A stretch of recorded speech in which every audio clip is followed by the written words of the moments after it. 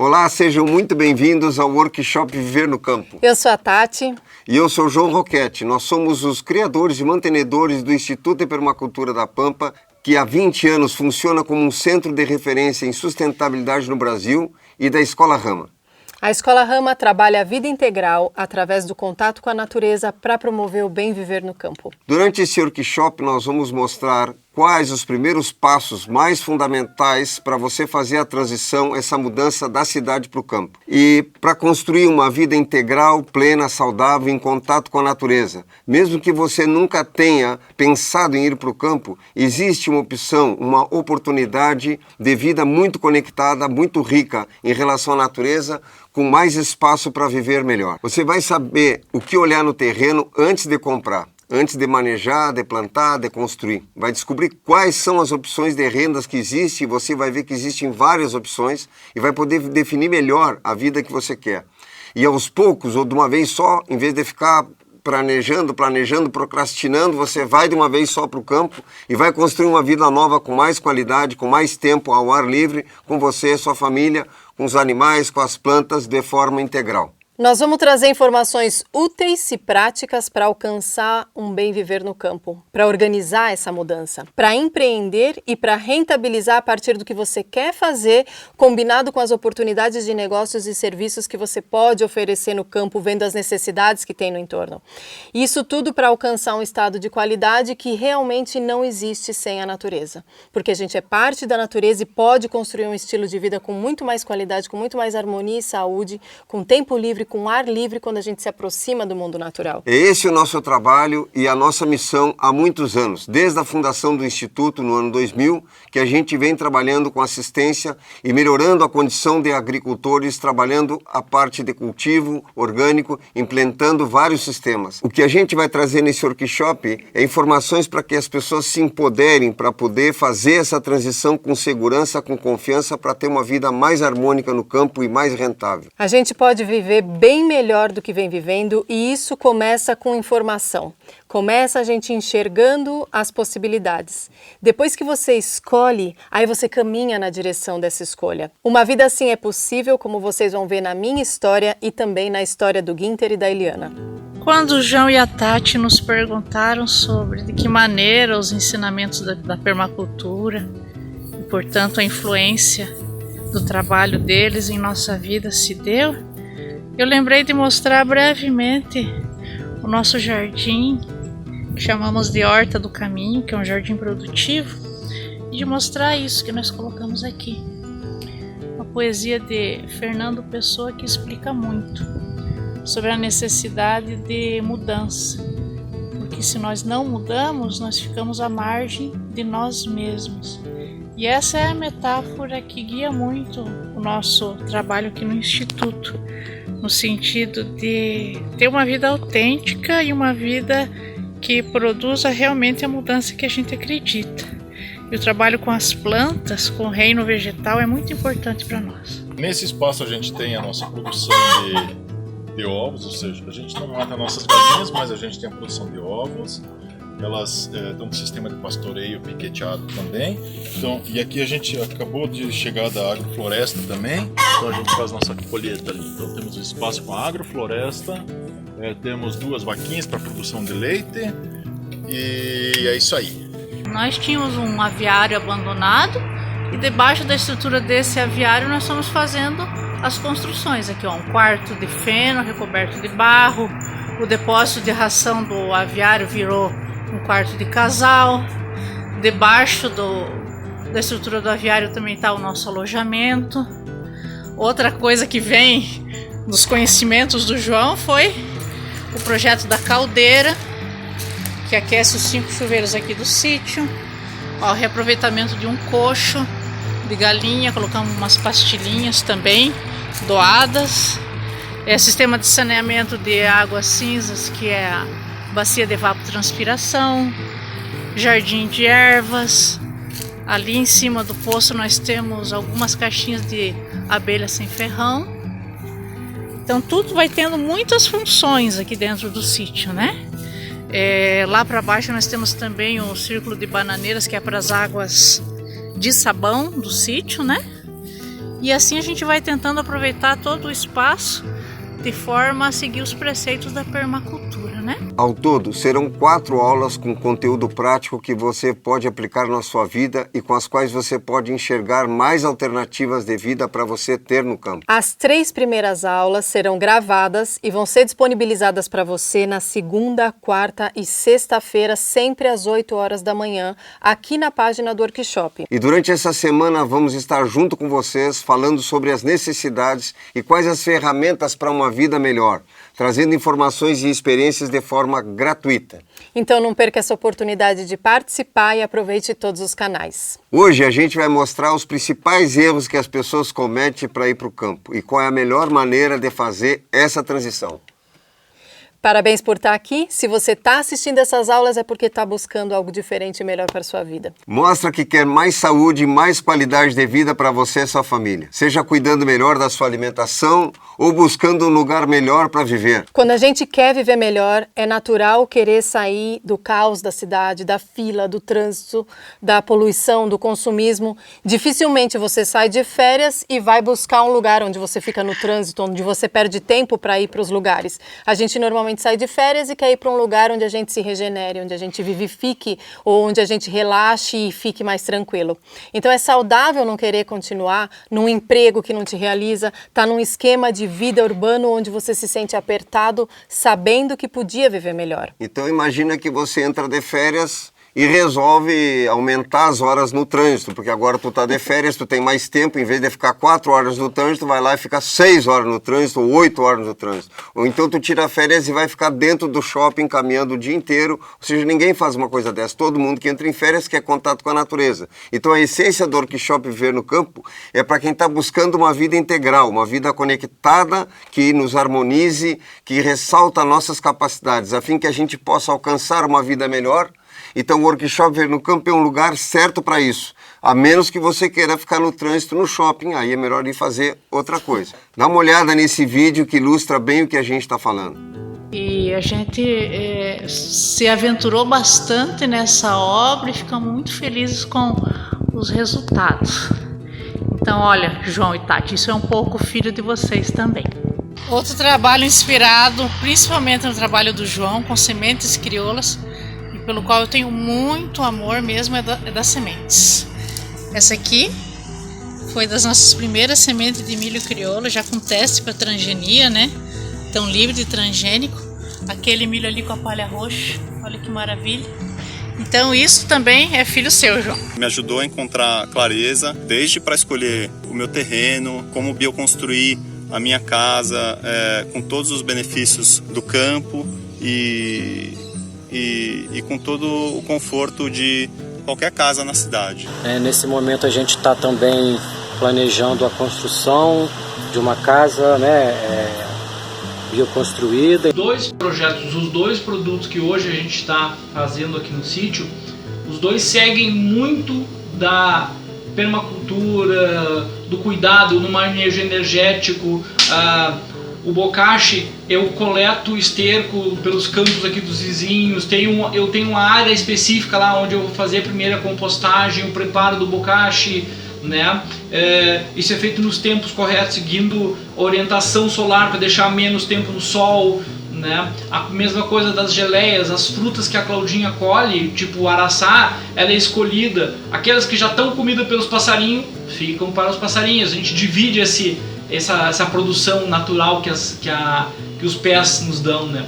Talvez você esteja pensando que alcançar esses resultados seja muito difícil ou que demore muito tempo e que a sua situação é diferente dessas pessoas. Mas o fato é que esse conhecimento serve para qualquer pessoa, porque nós partimos de princípios. Então, no momento que eu trabalho com princípios, eu consigo adaptar esses princípios a vários ambientes e a várias pessoas, homens ou mulheres, de várias idades, de profissões diferentes também. Temos vários alunos de diversas profissões. E já foi implementado esse método em vários lugares também. Então você pode fazer essa mudança para o campo e criar muitas alternativas de vida e de renda no campo. Muitas dessas pessoas que estudaram com a gente não tinham um terreno, conseguiram adquirir um terreno, outras já têm e não sabem por onde começar, não sabem como gerenciar, outras estão na cidade, ainda têm o seu emprego na cidade e estão querendo planejar uma mudança, uma migração para o campo e ainda não sabem bem como, outras querem melhorar a qualidade de vida das famílias, criar as crianças no campo perto da natureza, mas não podem estar muito longe da cidade. Então tem várias situações e trabalhando com princípios, com as ideias elementares, com uma forma de pensar, a gente consegue usar essa informação para o nosso caso, para a nossa situação. Muitas pessoas dizem, o meu sonho é morar no campo, mas o meu emprego ainda é na cidade e eu não tenho como fazer. O workshop pode me ajudar? Sim. Por quê? Porque a nossa experiência, a partir desses princípios e da quantidade de alunos que nós já trabalhamos, mostra que existe uma infinidade de alternativas para viver no campo. Veja o que aconteceu com a Dani, que depois de aprender o nosso método e viu que é possível montar seu espaço terapêutico no campo. Eu achava que algumas coisas da minha vida não eram possíveis congregar com o viver no campo. E eu fui percebendo ao longo do curso que sim, era possível, né? No caso, eu não achava que eu podia conseguir criar um espaço terapêutico sustentável no campo. Eu achava que isso não caberia. Eu achava que essas terapias estavam voltadas para quem mora na cidade e só quem mora na cidade que poderia ter acesso. E eu acho que depois, ao longo do curso, eu fui construindo esse projeto, porque uma das propostas é essa, né? A gente construir esse projeto por escrito. Eu fui colocando ali coisas que estão na minha vida na cidade, mas que eu posso também viver parcialmente no campo com essas coisas. Eu não preciso abandonar minhas terapias, não preciso abandonar a arte. Eu posso criar um espaço no campo em que eu consiga viver com essas coisas. A Maria Regina percebeu que o espaço do seu sítio era suficiente para fazer tudo o que ela gostaria. Ela não tinha ideia do espaço que ela precisava e depois de fazer o curso ela viu que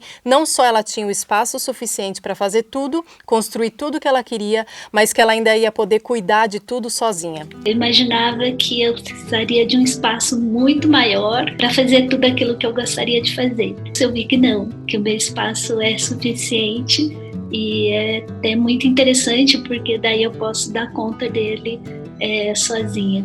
Veja o vídeo da Marília, que aprendeu como organizar o espaço do sítio e fez uma linda horta com canteiros suspensos. Aqui em cima a gente começou a fazer esse viveiro e aqui foi uma coisa que a gente se inspirou. Olha o caqui como tá bonito. A gente se inspirou um pouquinho na horta do João e da Tati aí em Bagé, que são esses canteiros, eles são mais altos, eu depois vou mostrar eles mais perto. E tem um canteiro que a gente fez lá no centro com tijolos reaproveitados e a gente fez a massa com barro mesmo. Então aqui tem um monte de quiabo, tem a selga, tem alho poró, tem um monte de coisa plantada. As pessoas querem saber como que a gente tem feito o nosso trabalho.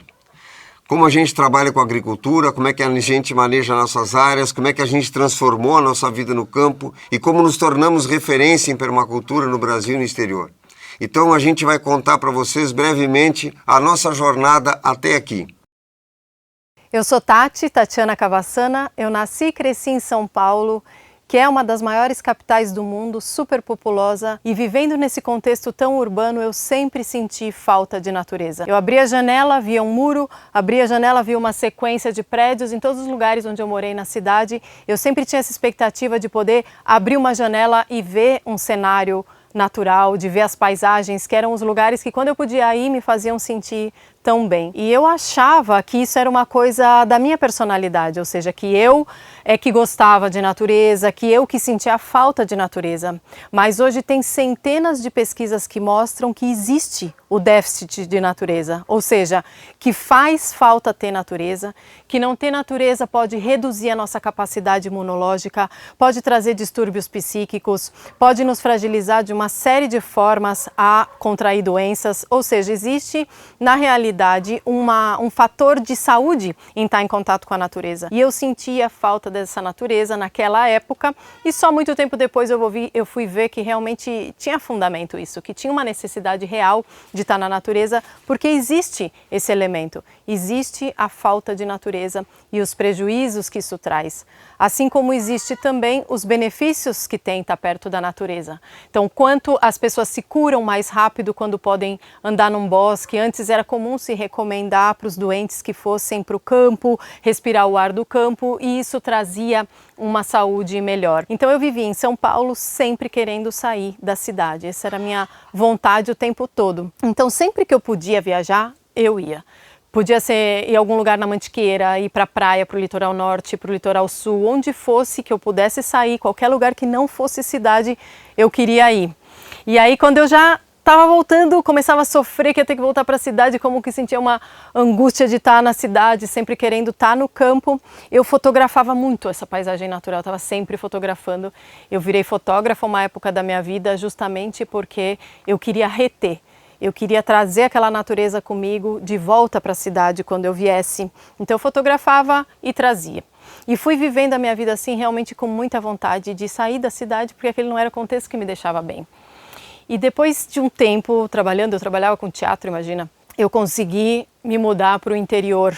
Eu me mudei para Atibaia e para quem sabe o que é São Paulo, o que é Atibaia, sabe que a qualidade de vida melhorou muito o meu bem-estar total. Eu tinha aquela paisagem, abria a janela e via ali a Pedra Grande, via um cenário natural muito mais interessante do que eu tinha vivendo na cidade.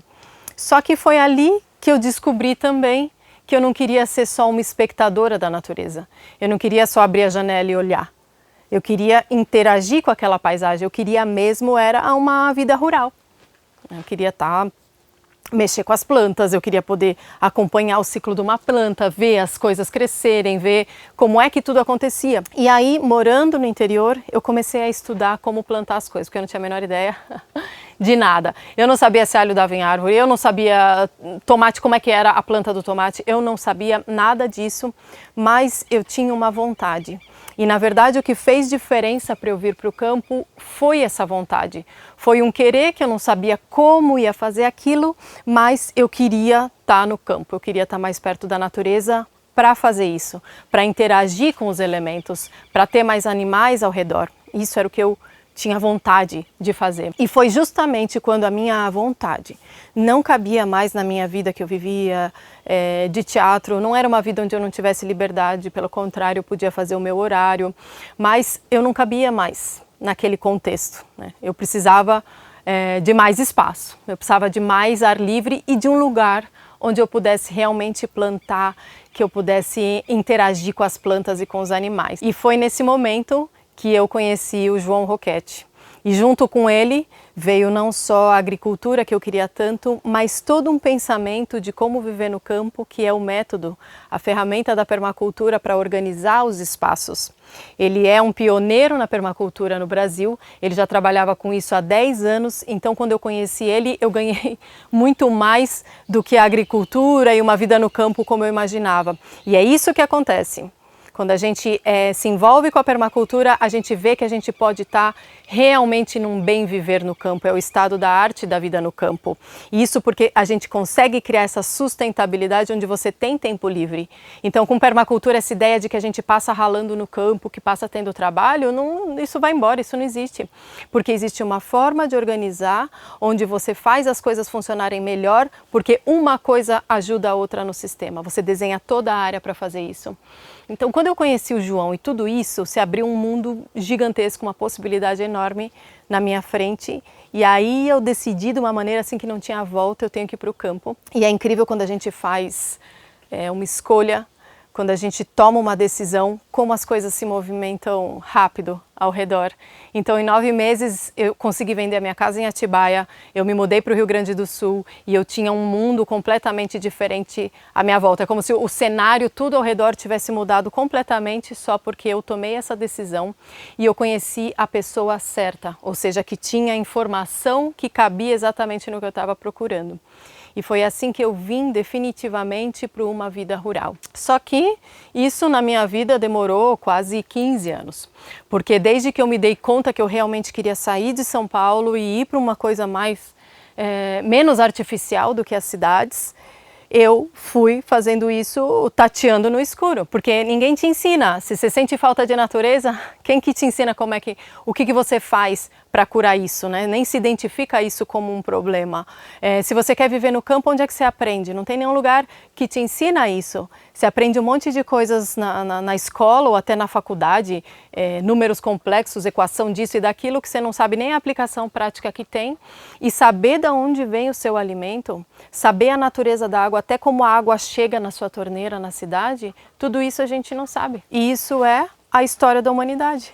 A humanidade se desenvolveu e chegou até aqui, a gente chegou com as nossas tecnologias, com tudo que a gente acha que é tão avançado, a partir do contato com a Terra. A partir da observação das paisagens e conseguir dar resposta para os nossos problemas. Então devia ser algo que a gente estuda com muito mais facilidade, algo que está disponível de uma maneira muito mais fácil. Então é isso que a gente faz e organiza nesse workshop Viver no Campo, porque essas informações não estão aí, e se estão aí, estão de uma forma muito desorganizada, e a gente trouxe isso através de um passo a passo, através de um método, onde eu posso ir caminhando do não saber nada até realmente poder fazer essa mudança para o campo e poder viver bem no campo, como eu disse, com a ferramenta da permacultura. Porque eu tenho um método de planejamento, eu aprendo uma forma de organizar o espaço onde ele realmente se torna produtivo e tem baixa manutenção. Então eu fiz essa trajetória e demorou porque eu não tinha informação. Eu só ia com o meu sentir, eu fui sendo fiel ao meu coração, vamos dizer assim, e conforme eu fui caminhando, realmente tateando e procurando no escuro, que eu fui chegar nisso. Demorou tempo, demorou para eu entender que não era só ir para o interior, que era ter um relacionamento com as coisas, com as plantas, que era isso que eu queria. E é isso que torna a nossa vida no campo tão rica. É entender que a gente pode ter uma relação muito produtiva e de muita evolução com as plantas, com os animais, com a água, e a gente cria uma paisagem em harmonia onde a gente está incluído nessa paisagem, onde a gente faz parte de tudo isso. E isso era tudo que eu buscava quando vivia na cidade e não sabia. Eu trouxe essa história só para vocês entenderem que mesmo vindo de um contexto urbano, mesmo não sabendo fazer nada, se a gente sente uma vontade de estar mais perto da natureza, se a gente sente essa falta de natureza, a gente tem que ir atrás e buscar isso. E nós estamos oferecendo esse workshop justamente para trazer essas informações, como é que a gente foi caminhando através desses erros e acertos e como é que a gente chegou nessa vida no campo ordenada com as ferramentas da permacultura. Eu vou contar um pouco da minha história para vocês verem que nem tudo são flores, que a gente também passa por dificuldades e às vezes as pessoas desistem com muito pouco problema, né? E problema todo mundo tem. Eu desde jovem, eu sempre quis estar no campo, certo? E meu pai dizia que eu aprendi a andar a cavalo antes de caminhar, né? Então eu tinha oportunidade de ir para um sítio que o meu avô tinha, um pequeno campo, onde ele tinha de tudo lá, ovelha, cavalo, boi, vaca, etc. E plantava de tudo também, né? No tempo que as pessoas chamavam de cercado, né? Um lugar que era fechado, onde tinha de tudo, todo o alimento ali. Tudo a gente produzia, tudo se plantava. Ele só comprava sal e café. Ele era ferreiro também, ele tinha uma oficina, você já fazia de tudo um pouco, cruzamento de galinha, tinha abelha, né? É dessas figuras que é o que se chamava antigamente do campesino, do velho campesino, ou seja, o campesino fazia de tudo. Não se chamava as pessoas para dar uma vacina num gado, não se chamava ninguém para consertar uma casa, não chamava ninguém para ver uma parte elétrica ou qualquer coisa de uma casa, você fazia tudo. E eu lembro de carreta, a gente no campo juntar cupim, quebrar os cupim e fazer piso do galpão. Depois entrava com os boi, com as carretas pesadas em cima do piso e o piso não rachava. Aquilo era feito com preceito. Eu lembro de criança fazer essas coisas. Hoje a gente fala que isso é bioconstrução, dou aula dessas coisas todas.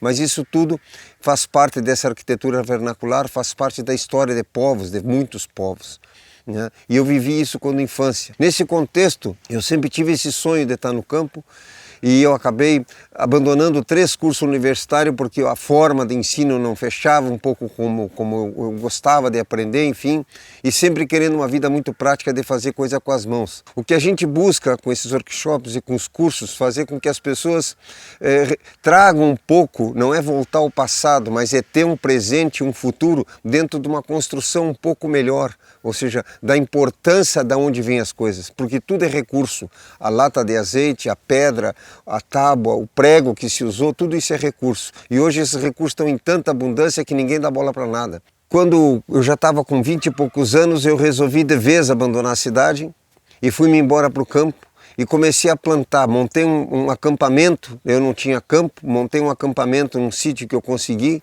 E esse acampamento durou mais ou menos uns 2 anos de barraca, e as barracas começaram a apodrecer. Aí eu consegui madeira uns 4 km de distância, mais ou menos. Eu puxava a cavalo essa madeira, porque não tinha estrada nesse lugar, e eu arrastava até lá, e aí eu fiz um pequeno chalé para mim, de madeira. E daí me ofertaram uma outra terra num outro lugar, eu tive que sair desse lugar, deixei um monte de coisa feita também. Né? E tudo isso dá uma certa frustração na gente, né? Eu fui para um outro lugar que me ofereceram, que era maior, mais próximo da cidade. Nesse lugar eu ampliei, comecei a plantar mais coisas e eu já estava trabalhando com sementes e vendendo sementes para empresas que trabalham com sementes. E aí eu comecei a plantar um pouco mais, depois montei estufas, comecei a trabalhar com tomate, essas coisas em estufa. Pouca gente mexia com isso na época, eu fui uma das primeiras pessoas na região toda a trabalhar com estufa, gotejamento, essas coisas, porque aqui no Uruguai, que eu tô na fronteira, tem muito disso, né? No Brasil era pouco ainda na época, estou falando no início da década de 80. Depois disso, eu comecei a me envolver em algumas discussões de questões ambientais, enfim, e sempre sonhando em ampliar isso, né? Aí eu tinha um sonho de produzir semente orgânica, de fazer um projeto de semente orgânica. Até que um dia eu fiz uma proposta para uma cooperativa de um assentamento para montar um projeto e eu acabei criando então o projeto da Bionatur. Isso foi em 1996. Certo? Comecei a trabalhar nesse projeto, fiquei 6 anos tocando esse projeto. E aí eu comecei a organizar, junto a comunidades quilombolas, a Pastoral da Terra e outras organizações não governamentais que trabalham com a agroecologia, a organizar bancos de semente, melhorar as condições dos bancos de semente e promover discussão sobre a importância das sementes crioulas e tudo isso que hoje está bem corrente, o pessoal falando em resgate de sementes, essas coisas. Antigamente se falava pouco disso. Numa dessas reuniões aparece um cidadão chamado Ali Sharif, que foi o iraniano que trouxe a permacultura para a América Latina na década de 80. E aí ele montou 11 institutos de permacultura na América Latina, onde no Brasil foi montado o da Amazônia, do Cerrado, a Mata Atlântica, e ele me convidou então para montar um instituto aqui no bioma Pampa. Mas antes disso, nessa reunião que ele me encontrou, ele resolveu apoiar o projeto das sementes Bionatur que eu estava tocando. E aí pela PAU, Permacultura América Latina, a gente recebeu alguns recursos onde eu fiz vários recorridos de carro, levando sementes e dando palestras sobre a importância das sementes orgânicas, entre outras coisas que ele financiou. Porque na Europa e nos Estados Unidos é bem comum várias empresas que trabalham com semente orgânica. E no Brasil nós montamos a Bionatur, foi o primeiro projeto de semente orgânica da América Latina.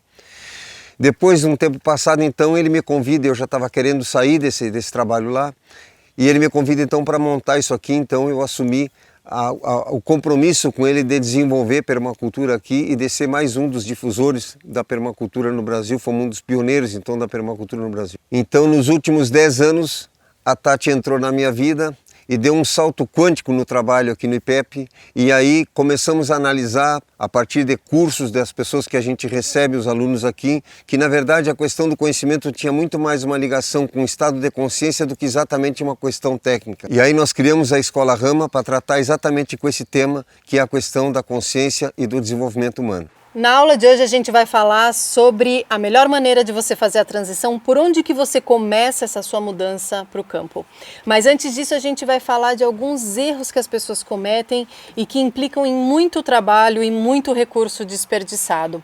O primeiro deles é as pessoas já comprarem a terra sem saber o que olhar nesse terreno e acabam comprando mal. Não só em termos de documentação, mas as coisas que precisa olhar no terreno para escolher uma boa área. E aí depois que comprou, que gastou dinheiro, tudo fica muito mais complicado de reverter. Com certeza você vai ter uma perda financeira e de tempo, mesmo que você mude de ideia antes de começar a construir nesse terreno, né? E o que a gente acha que informação, então, organizada é recurso. E esse é um recurso vital no momento que você se informa. Por exemplo, várias pessoas já entraram em contato que compraram uma área porque acham bonito, porque tem mata, etc. Quando vai ver, é uma área, uma APP, uma área de preservação permanente, e é exatamente por isso que a pessoa vendeu a área, porque ela não pode mexer na área, não pode cortar árvores, não pode fazer nada na área. Ou seja, então tem que ver se é isso que você quer. Você quer comprar uma área preservada ou para preservação, que você não vai plantar, não vai fazer coisas aí. Então já começa, esse é uma questão para ser vista, porque é bem comum você encontrar sítios que estão para vender, mas que estão dentro de uma APP, por exemplo. Né? Ou comprar um determinado tipo de condomínio e você não sabe que nesse condomínio você não pode fazer, por exemplo, o sonho da sua vida, fazer uma construção ecológica, com saneamento ecológico, não sei o quê, mas a legislação do condomínio não permite que você construa casa que não seja de alvenaria, dentro dos padrões assim, assim, assado. Todas essas coisas acontecem, então a gente faz um alerta para isso e mostra uma quantidade de eventos e de situações que você tem que olhar antes de comprar terra. Então o que a gente precisa fazer? Primeira coisa, entender que a gente não sabe olhar o terreno, principalmente, como vocês viram na minha história, eu venho de uma origem urbana e aí se eu vou para o campo olhar, eu não sei olhar. Então, como o João disse, a primeira coisa é buscar informação, que é o que a gente está trazendo aqui. O que você precisa ver?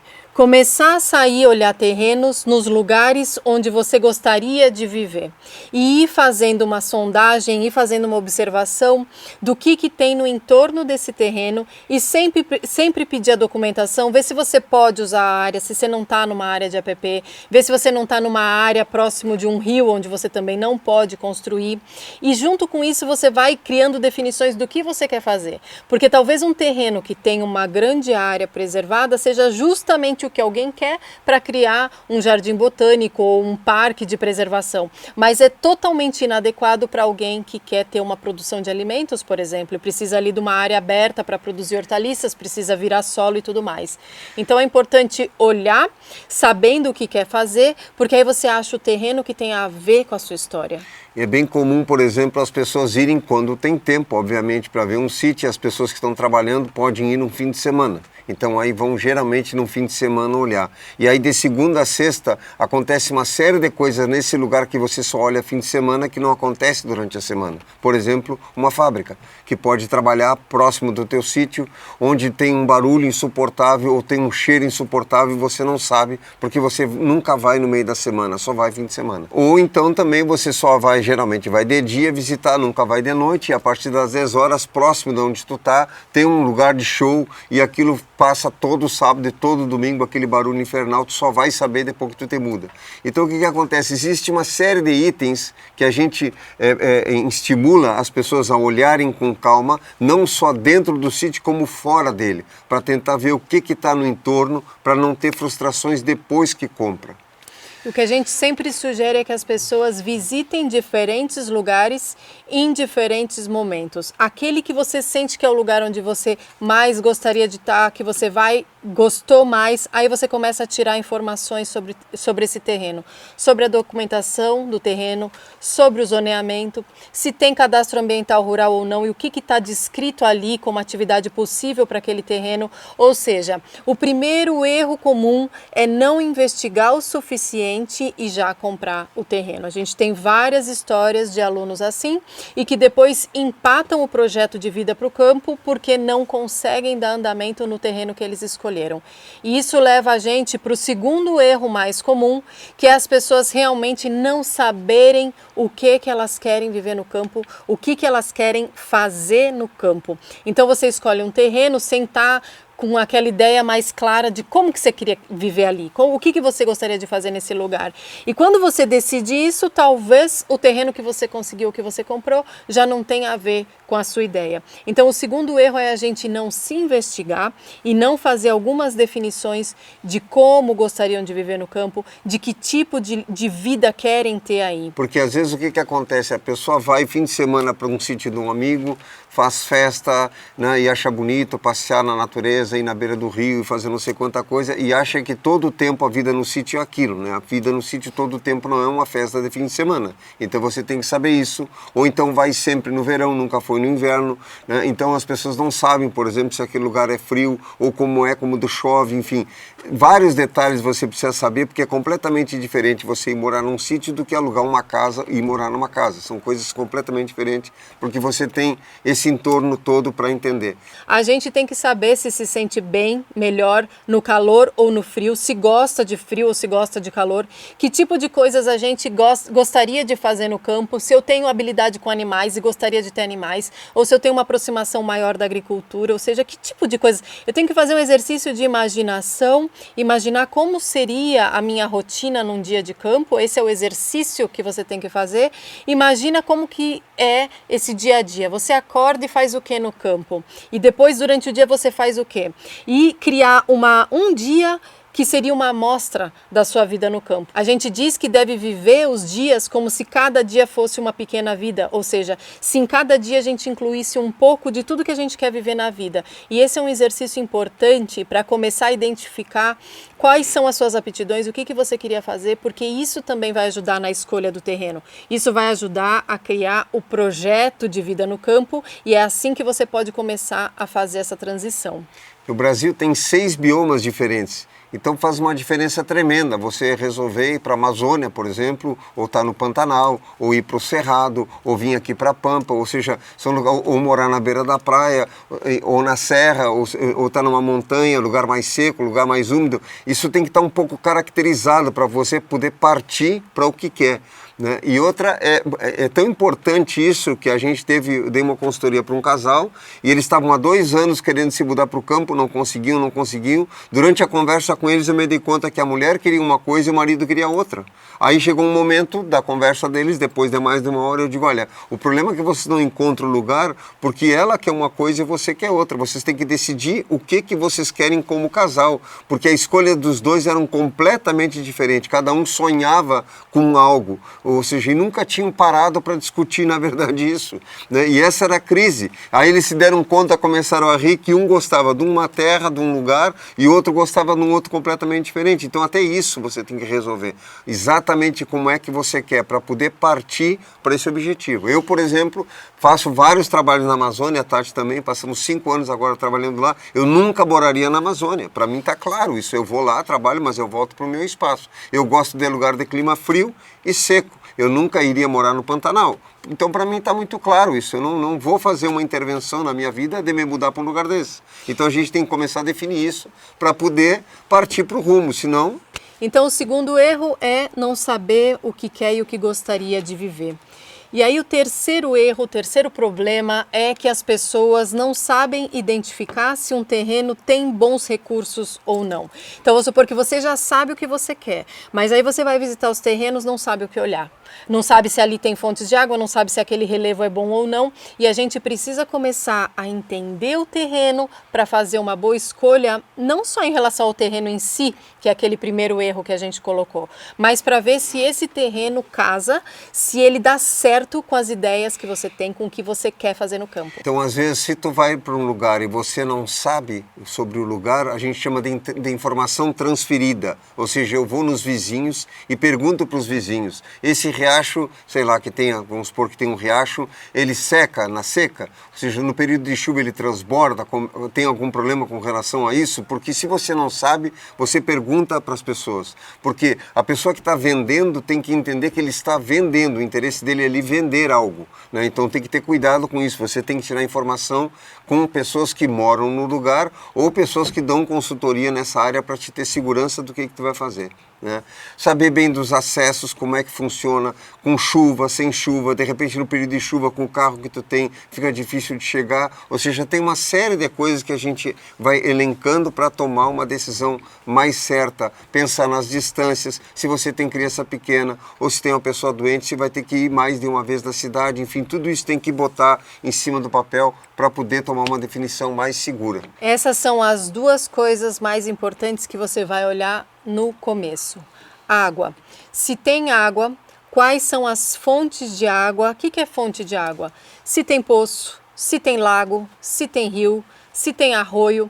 Tudo isso são fontes de água, porque sem água você não consegue fazer nada na área, né? Não importa se ela é pouca, porque tem técnicas para aumentar, mas você tem que saber se tem, quais são e, se possível, qual é a vazão disso, que é isso que o João está dizendo. Se tem um rio, então, pergunta para o vizinho como é que é esse rio durante o ano. Como é que ele se comporta durante o ano, né?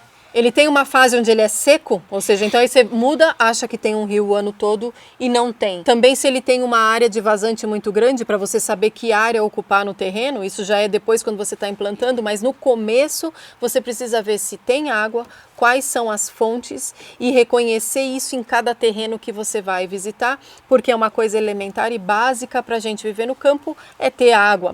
E aí a segunda coisa é o acesso. Por quê? Você tem que chegar e sair desse terreno o tempo todo. Se o terreno não tem nada, você vai ter que trazer materiais para construir coisas ali, você vai ter que ir para o terreno, entrar e sair várias vezes, e dependendo do seu estilo de vida, você vai entrar e sair várias vezes do terreno. Então é importante olhar o acesso. Qual a distância que ele fica dos lugares que você vai com mais frequência. Por exemplo, se você tem uma necessidade de hospital por algum motivo, na família você tem essa situação, quantas vezes você precisa ir no hospital? Quantas vezes você tem que ir na escola? Ou você tem um estilo de vida onde você só sai uma vez por semana desse sítio? Ou você só sai uma vez por mês? Tudo isso define o quanto você pode estar mais longe ou mais perto da cidade, mesmo que seja uma cidade pequena, se o acesso pode ser melhor ou pior. Então, de novo, aquele segundo erro vai definir também se o acesso e o terreno serve para você ou não. Então, a solução para isso, repetimos, é informação organizada. Informação organizada é recurso. Você precisa pegar e ter o máximo de informação para tomar uma decisão melhor. É como vai comprar um carro usado. Você tem que saber o que está comprando. Então, você vai pegar alguém que entenda daquilo para te dar informação. Você não vai pegar e comprar um carro usado sem ter uma informação maior sobre aquilo. Então, quando for para um sítio, a quantidade de informações é muito maior do que comprar um carro ou comprar uma casa, porque são vários elementos. Esses 3 erros são muito comuns. Não olhar o terreno a partir do que você pode ou não fazer ele e esse entorno do terreno. Não ter definições sobre o que quer fazer e não olhar principalmente acesso e água, que são as coisas principais. Você arranca na vida no campo precisando disso, chegar e sair do terreno e tendo água para começar a organizar as coisas. Esse método que nós estamos trabalhando por mais de 20 anos, com ele nós temos ajudado vários agricultores e pessoas e projetos grandes em comunidades para fazer a organização do espaço, otimização do espaço para tirar o máximo de proveito com o mínimo de impacto. E para dar certo, esse método funciona porque a gente identifica qual é a situação atual, qual é a característica que tem agora e quais são os quereres nesse momento e as possibilidades. E aí a gente desenha um quadro de futuro que é onde as pessoas querem chegar. Isso é o que a gente fala, trabalhar com princípios, porque isso é um princípio básico. Qualquer coisa que você vai fazer na sua vida, você precisa identificar a situação atual, ver o que você realmente quer, fazer esse quadro das possibilidades do momento e também criar um quadro de futuro. E é assim que a gente chega no ponto como fazer essa transição. Primeiro você vai estar atento a esses erros que são comuns e aí para fazer a transição você vai começar com esse esboço inicial, que é a identificação de tudo que você tem agora. Quanto é que você tem de dinheiro? Qual é o tamanho da sua família? O que você pretende fazer? Você quer produzir o seu alimento? Você quer ter um sítio de lazer onde você vai no final de semana? Você está pensando em se aposentar no campo? Ou você está pensando talvez em ir para o campo e ter um centro holístico que você combina oferta de alimentos com uma atividade e cabanas para alugar? Então você precisa criar esse quadro do que você tem agora e começar a desenhar qual é o futuro. Por quê? A gente trabalha em construir as pontes para você chegar de um ponto para o outro. E a partir desses princípios, eu já trabalhei com milhares de pessoas. Aqui no Brasil, já trabalhei na África, trabalhei na Índia, lidando com situações completamente diferentes. A essência do trabalho para poder fazer a leitura do lugar, para poder resolver os problemas do lugar, é entender princípios. Eu não posso reproduzir coisas, senão eu vou reproduzir coisas que eu penso que está certo num lugar que vai se aplicar em outro. Então eu preciso entender de princípios. Então o método que a gente tem parte como base esses princípios. Aí as intenções de cada um, a partir do sítio que ela tem, a gente vai chegar num resultado. Então você vai pegar o que você tem e o que você pensa em ter.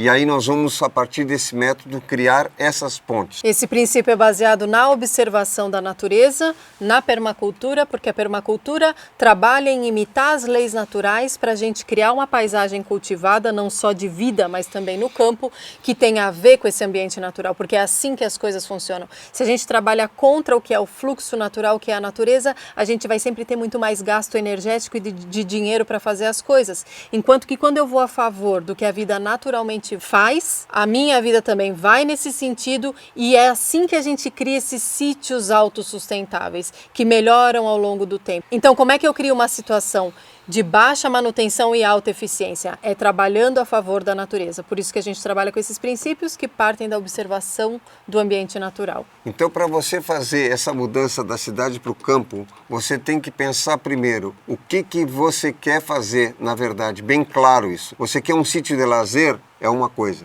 Você quer produzir alimento para vender? É outra situação. Você quer se aposentar no campo, a pessoa se aposentou e está querendo ir para o campo? É outra realidade. Então, para cada realidade dessas, tem situações diferentes, mas tem uma coisa que é transversal aí, que é um método para isso, que é o que a gente trabalha. Porque mesmo que eu vá para um sítio como um aposentado de lazer, ou que eu vá para um sítio para montar um centro holístico, ou eu resolvo ir para o sítio para produzir alimento, eu preciso ter um mínimo de planejamento, certo? E esse planejamento parte dessa leitura da paisagem. Então, esse é o ponto que a gente trabalha. Como é que eu organizo essa informação para poder tomar as decisões corretas. E cada vez que você vai no sítio e repete, começa a ir mais vezes, a gente já tem experiência disso, você vai começar a olhar diferente. Então, o que acontece? Quando eu conheço, eu reconheço. A gente conta a história da Tati que ia comprar um carro, um sujeito disse para ela para comprar um determinado carro, ela não conhecia. No momento que ouviu falar sobre esse carro e foi atrás desse tipo de carro para comprar, ela começou a ver esse carro em todas as quadras, em todos os lugares, ela nunca tinha visto o carro antes. O que mudou? O carro sempre esteve lá. O que mudou foi que ela mudou a percepção com relação àquilo. Então, o que a gente trabalha? Eu preciso conhecer as coisas para poder reconhecê-las. Então, se eu digo para ti, olha, se tu vai no sítio, tu tem que identificar alguns tipos de planta que nascem no lugar, você tem que ver água, tem que ver, tem plantas que indicam que tem água, você tem que ver se o terreno está inclinado, quanto tem de inclinação, como é que é isso, como é que é o solo, o que é aquilo, porque senão a pessoa é totalmente urbana, chega num sítio, olha, tudo é verde. Certo? Mas são mais de 300 tipos de verde. Se você pegar um esquimó, por exemplo, você vai para a neve, tu vai olhar um gelo mais clarinho, um gelo mais escurinho. Um esquimó consegue ver 200 tipos de branco. Por quê? Porque ele vive naquele ambiente, ele tem que saber se aquele gelo resiste ao peso dele. Ele tem que saber se aquele gelo vai enterrar até o joelho ou se vai enterrar até o pescoço, porque senão ele morre. E nós, se tu trouxer um esquimó para cá, ele vai enxergar um verde mais claro, um verde mais escuro, mas são 300 tipos de tom. Uma pessoa conseguiria identificar 300 tipos de tom. E esse é o ponto que a gente quer colocar. Ou seja, eu preciso ir aprendendo sobre o lugar para poder reconhecer coisas. Então, o que a gente trabalha é como que nós vamos organizar essa informação para que você conheça mais coisas, para poder reconhecer nesse teu espaço e poder ir evoluindo, vamos dizer assim, nesse sítio, nessa terra. Informação muda a nossa perspectiva e mudando a perspectiva, a gente muda a nossa realidade. Informação organizada é recurso, repetimos. Né? Por quê? Porque no momento que você começa a reunir informações, você começa a encontrar pessoas também que trabalhem com essas informações e você vai compartilhando essas informações. Porque às vezes uma pessoa está procurando um terreno, a outra pessoa tem um terreno, mas não tem uma parceria, enfim, um tem uma semente, outro tem isso, outro tem aquilo, e você vai trocando essas informações. Então tem muito também para aprender sobre a vida no campo, somente observando a natureza e estudando. Com a permacultura você tem uma ferramenta muito interessante que é a base do método que a gente usa para trabalhar essas informações. E quanto mais eu exercito esse olhar, mais eu tenho qualidade para poder tomar decisões. Partindo da experiência de erros e acertos de outras pessoas que vieram antes de nós e que viveram tudo isso, que fizeram essa mudança, não é difícil nem complicado começar o seu projeto de mudança. O trabalho que a gente vem fazendo ao longo desses anos tem feito grande diferença na vida das pessoas. E basicamente a gente tem trabalhado onde a pessoa organiza a informação, desenha a informação do que tem e para onde ela quer chegar. E a gente cria essas pontes para fazer essa ligação entre o que existe agora e o sonho da pessoa. E tem gente que acha que idade, por exemplo, é um limite. E nós temos vários alunos que estão indo para o campo com mais de 60 anos. Há pouco um senhor com mais de 75 anos entrou em contato contando que depois do curso ele acabou encontrando uma amiga que tinha um sítio que estava parado e eles começaram a produzir morango. Ele disse que remoçou 10 anos fazendo esse trabalho. Então tudo isso faz parte da importância de fazer essa mudança de vida. E isso tudo que a gente vem trazendo é apenas uma parte de toda uma informação. O conhecimento sobre a natureza, sobre a agricultura e sobre o viver no campo é infinito. E quanto mais a gente se envolve, mais estuda sobre saúde, sobre alimento, sobre produzir alimento ou viver de uma forma mais saudável, mais você se encanta com isso. É óbvio que o contato com a natureza sempre vai trazer uma resposta de saúde muito melhor do que a tua vida na cidade. Na próxima aula nós vamos falar sobre como virar uma chave para bem viver no campo. Isso tem a ver com fazer conexões positivas entre as coisas que estão no seu terreno. Como posicionar a casa, como posicionar um galinheiro, a horta. A posição de cada coisa vai fazer com que você economize energia e, claro, também economize trabalho e dinheiro. Então, na próxima aula a gente vai entrar nesse tema, que é a organicidade para otimizar o espaço para que você tire melhor proveito do lugar. Menos impacto e mais resultado. Então coloca um despertador no seu celular, porque é muito importante que você não perca as próximas aulas. Aguardamos vocês ao vivo amanhã e na próxima aula que vai ao ar na quarta-feira às 8 horas da manhã. Se liguem no e-mail, que é por lá que vocês vão receber o link. Um grande abraço e até o próximo encontro. Até breve. Até breve. Meu nome é Rafaela. Meu nome é Carlos. Nós somos do Rio e já há algum tempo que a gente vem traçando um caminho para estarmos cada vez mais em contato com a natureza. Temos uma propriedade em Itaboraí, que é próximo ao rio, entre Rio de Janeiro e Búzios. E por conta desse desejo, a gente já vinha fazendo muitas pesquisas em relação a processos e ensinamentos que pudessem somar a esse nosso desejo de estarmos mais em contato com a terra. E aí veio a proposta desse Viver no Campo com o João Roquete e a Tati, e a gente se animou de fazer e ficamos bastante encantados com o que a gente viu, com o resultado disso tudo. A gente já vinha nesse processo aí, conforme a Rafaela falou, e isso, e a conversa com o João, com a Tati, com todo o grupo, toda a troca que tem. Eu acho que o que mais nos surpreendeu, além do conteúdo, que é muito rico, é a forma como o João e a Tati abordam os assuntos. Como é dito várias vezes, a permacultura é a ciência do óbvio, mas justamente esses detalhes e tudo que parece tão simples de executar, muitas vezes quando a gente está no campo a gente vai fazendo de forma improvisada e não para pensar, para planejar, e isso economiza um tempo muito grande, não só dinheiro, mas tempo e energia, que quando você está no campo se tornam preciosos, porque o tempo acaba passando de uma forma diferente do que quando você está num centro urbano, onde você é atropelado por aquela velocidade toda. Então você fazer o bom uso do tempo quando você está em contato com a natureza, quando você está num campo, é muito precioso, porque você consegue render mais e produzir mais. Quando as dicas que a Tati e o João, ambos com muita experiência já no campo, vão dando, nos ajudaram muito, tem nos ajudado muito aqui no desenvolvimento dos trabalhos que a gente tem feito.